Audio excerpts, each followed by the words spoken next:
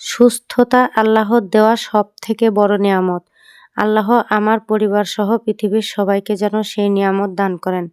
আসসালামু আলাইকুম আমার ভাই বোনেরা, কেমন আছেন? আশা করি ভালো আছেন। আজকে আমি কি রান্না করব সেটাই আপনাদের সাথে শেয়ার করব। আশা করি সম্পূর্ণ ভিডিওটি দেখে পাশে থাকবেন। এখানে আমি 4 রকমের ডাল একসাথে মিশিয়ে নিয়েছি। তারপর আমি এই ডালগুলো 1 ঘন্টা মতো পানি দিয়ে ভিজিয়ে রাখব। ডালগুলো ভালো মতো ভিজে নরম হয়ে গেলে পরিষ্কার করে ধুয়ে শিলপাটায় বেটে নিব।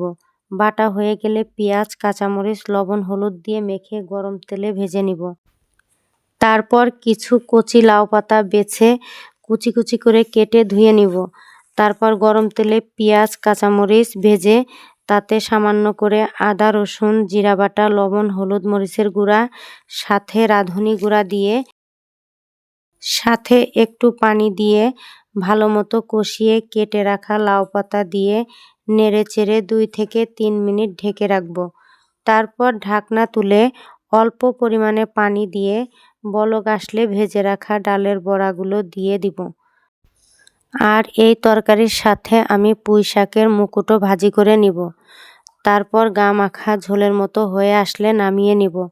দেখুন ডালের বড়ার সাথে লাউ পাতার ঝোলের ফাইনাল লুক। এরকম রেসিপি খেতে কার কার ভালো লাগে অবশ্যই কমেন্টে জানাবেন। আর এই রেসিপিটা খুব সহজেই তৈরি করা যায়। তারপর গরম ভাতে পরিবেশন করব।